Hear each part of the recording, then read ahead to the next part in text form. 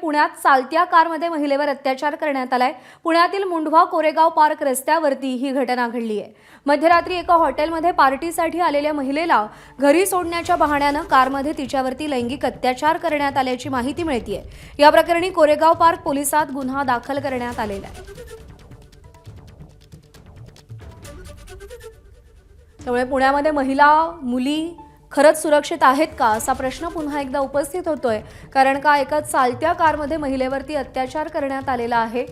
याआधी नसरापूरमध्ये एका चिमुरडीवर अत्याचार करण्यात आला, त्यानंतर असाच एक प्रकार पर्वती परिसरात घडला होता आणि आता मुंढवा कोरेगाव पार्क रस्त्यावरती महिलेवरती अत्याचार करण्यात आलाय। मिकी घई आपल्याला अधिक अपडेट देईल। मिकी, महिला अत्याचाराची ही घटना पुन्हा एकदा समोर आलेली आहे पुण्यामध्ये, नेमकं काय घडलंय?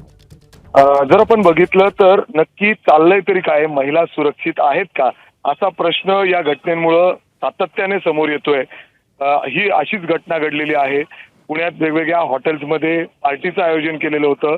अशाच एका पबमध्ये रात्री उशिरा पार्टी करून घरी परत निघालेल्या एका महिलेला तिच्यावर अत्याचार करण्याचा प्रयत्न या ठिकाणी झालेला आहे। अर्थात एका गाडीतून काही लोक आली, त्या गाडीमध्ये 2 ते 3 व्यक्ती होते।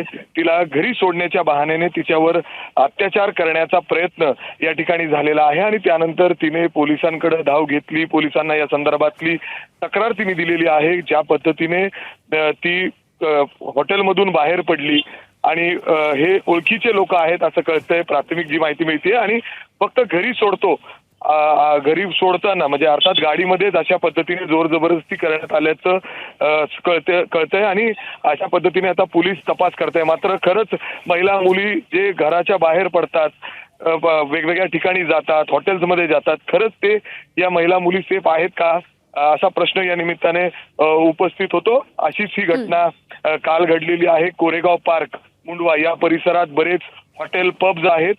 त्याच एका नामांकित पब मधून रात्री उशिरा ही मुलगी बाहेर पडली आणि त्यानंतर हा सगळा प्रकार तिच्याबरोबर घडलेला आहे। आता पोलीस यामध्ये नक्की कारवाई करतायत। आतापर्यंत पोलिसांनी या प्रकरणी कुणालाही डिटेन ताब्यात घेतलेलं नाही, परंतु चौकशी सुरू आहे आणि पोलिसांमध्ये या संदर्भातली गुन्हा दाखल करण्यात आलेला आहे। ठीक आहे मिकी, धन्यवाद दिलेल्या सगळ्या सविस्तर माहितीसाठी। एबीपी माझा, उघडा डोळे बघा नीट।